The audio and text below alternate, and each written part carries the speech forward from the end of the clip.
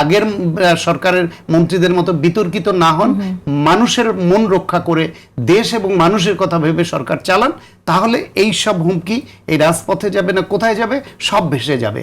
BNP সংস্কার চায় না, এই ধরনের কথা আমরা শুনেছি অনেককে বলতে, জামাতের এবং এনসিপি নেতাদের মুখ থেকে এরকম কথা বলতে শুনেছি, এবং ঠিক একই বয়ানটাই এখন আবার ফিরে এসেছে। এবং এখন তো আমরা শুনছি যে গণভোটের রায়কে অমান্য করে তারা আসলে নিজেদের যে সরকার, এটা মানুষের বিরুদ্ধে তারা দাঁড়িয়ে গেল, জনভোটের জনরায়ের বিরুদ্ধে দাঁড়িয়ে গেল নিজেরাই, এরকমটাও আমরা শুনছি। আবার জুলাই সনদকে অমান্য করছে বিএনপি, সে ধরনের কথাও বলা হচ্ছে। আপনার কাছে কি মনে হয় যে সেই জায়গা থেকে আসলে বিএনপির নেক্সট কোর্স অফ অ্যাকশনস কি হবে? মানে জুলাই সনদ নিয়ে বিএনপি যেভাবে বলছে, বিএনপি থেকে আমরা যেটা শুনছি যে বিএনপি তো স্ট্যান্ডিং কমিটি মেম্বার এটা সালাউদ্দিন আহমেদ, তিনি তো স্পষ্ট বলেছেন যে জুলাই সনদ আমরা বাস্তবায়ন করব। তাহলে কিভাবে হবে এখন? ওই যে আপনি বলছিলেন একটা কথা, ওরা প্রায় বলে বিএনপি সংস্কার চায় না, কথাটা ওইরকম হবে না।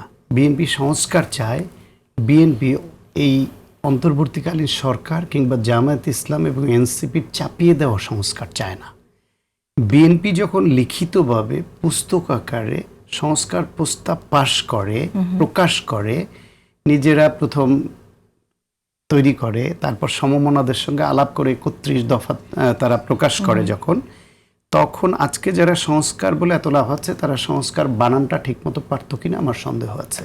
সুতরাং বিএনপি সংস্কার চায় না, এই কথা যদি এই রাজনৈতিক দল জামায়াত বা এনসিপি বলে, এটা মানুষ বিশ্বাস করবে না। আর বিএনপি সংস্কার করবে, ওই চাপিয়ে দেওয়া অংশটা বাদ দিয়ে বিএনপির যে 31 দফা রাষ্ট্র মেরামতের, তার প্রায় সবগুলোই কোনো না কোনোভাবে একটু প্লাস মাইনাস হয়ে এই জুলাই সনদে আছে। সুতরাং এই অনুসারে বিএনপি আগেই ঘোষণা দিয়েছে তাদের কাছে প্রায়োরিটি হচ্ছে তাদের প্রণীত, তাদের প্রকাশিত, তাদের অঙ্গীকার করা ওই 31 দফা, এবং ওর বাইরে তারা নির্বাচনী ইস্তেহারে যেটা কেন যে জুলাই সনদে যেটা সাইন করেছে সেই জুলাই সনদটা, সেটা নিয়ে তাদের আপত্তি ছিল।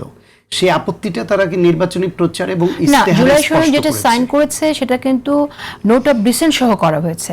সেজন্যই তো বলছি, সেজন্যই আপত্তি ছিল তাদের। বিশেষ পরিস্থিতিতে ফেলে বিএনপিকে এটা সাইন করতে বাধ্য করা হয়েছিল। সেই পরিস্থিতিটা দেশবাসীর মনে আছে যে বিএনপির অনেকগুলো নোট অফ ডিসেন্ট ছিল এবং সরকারের কথা ছিল নোট অফ ডিসেন্টগুলো বাদ দিয়ে সবাই একমত হবে যেটুকুতে, ওইটুকু নিয়ে জুলাই সনদ হবে।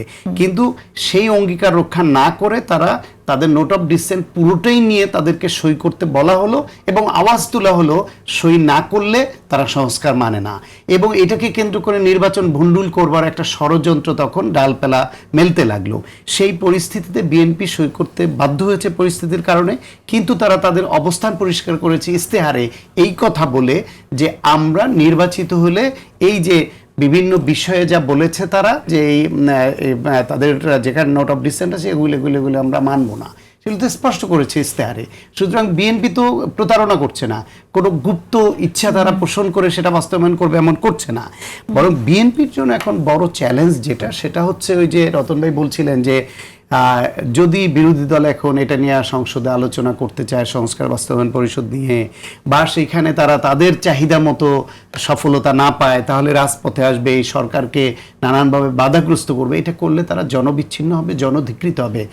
সরকারের চ্যালেঞ্জ হচ্ছে তারা মানুষকে কতটা স্বস্তি দিতে পারে।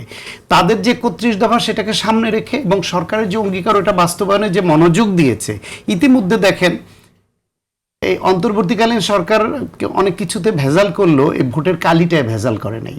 কতদিন হয়ে গেছে দেখেন, এখন ওই ভোটের কালি আছে। কালি শুকনের আগে 37,000 দরিদ্র ফ্যামিলিকে, নারীকে ফ্যামিলি কার্ড দেয়া হয়ে গেছে। এই যে সামনে ঈদ পড়েছে, এই উপলক্ষে ইমাম মুয়াজ্জিন সহ ধর্মীয় প্রতিষ্ঠানের যাদেরকে সম্মানী দেওয়ার কথা ছিল সেটা দিচ্ছে। এই যে প্রধানমন্ত্রী তার বিভিন্ন যে পদক্ষেপগুলো নিচ্ছেন, তার রাস্তায় যে যানজট তৈরি না হওয়ার জন্য তার প্রোটোকল উঠিয়ে নিয়েছেন, টাইমলি অফিসে যাওয়া, এমনকি এই যুদ্ধের সময় এত ক্রাইসিসের মধ্যে জ্বালানি তেলের দাম বৃদ্ধির প্রস্তাব আসার পরে তিনি নাকচ করেছেন। এগুলি হচ্ছে প্রো পিপল কর্মসূচি। এই প্রো পিপল কর্মসূচিগুলো যদি অব্যাহত রেখে সরকার তার সদিচ্ছাটাকে মানুষের সামনে উপস্থাপন করতে পারে, সবকিছুতে সফল হবে না, সব পারবেও না, আমাদের অনেক সমস্যা সংকটের দেশ। কিন্তু সরকারের এই সদিচ্ছাটা যদি মানুষের কাছে উপস্থাপন করা যায় এবং তার বিপরীতে ওই সংস্কার করে যে বিরোধী দল যদি এই সরকারের প্রো পিপল কর্মসূচিকে বাধাগ্রস্ত করার কোনো কর্মসূচি দেয়, তাহলে জনধিকৃত হবে, জনবিচ্ছিন্ন হবে এই বিরোধী দল এবং তাদের ভূমিকাটা প্রশ্নবিদ্ধ হবে। ফলে সরকারের জন্য চ্যালেঞ্জ হচ্ছে, যেহেতু তারা স্ট্যান্ড নিয়েছে যে সংবিধানে যে সংস্কার পরিষদের কথা নাই, সেই পরিষদ সংবিধানে অন্তর্ভুক্ত করতে হবে, না করা পর্যন্ত এটা চলবে না। আদালতে এটা বিচারাধীন আছে, আদালতের একটা ইস্যু আছে, সব মিলিয়ে জোর করে যা খুশি তাই করবার মতো পরিস্থিতি এখন বাংলাদেশে নাই। ইলেকশনের আগে জামাতের যে উল্লঙ্ঘন ছিল, এখন সেটাও দেশবাসী প্রত্যাখ্যান করেছে। তারা নানান কারচুপি, নানানভাবে টাকা বিলানো, নানানভাবে নানান ষড়যন্ত্র করে ভোটের পার্সেন্টেজ এবং আসনে এগিয়ে গেলেও মানুষ তাদের সেই ধোঁকাবাজিটাও চিহ্নিত করেছে এই নির্বাচনের মাধ্যমে। সুতরাং এই সরকার যদি প্রো পিপল কর্মসূচি অব্যাহত রাখে, সেই সদিচ্ছাটা তাদের মধ্যে আমরা দেখতে পাই এবং তাদের নেতারা অসংলগ্ন কথা না বলে আগের সরকারের মন্ত্রীদের মতো বিতর্কিত না হন, মানুষের মন রক্ষা করে দেশ এবং মানুষের কথা ভেবে সরকার চালান, তাহলে এই সব হুমকি এই রাজপথে যাবে না, কোথায় যাবে, সব ভেসে যাবে, কোনোটা কাজে আসবে।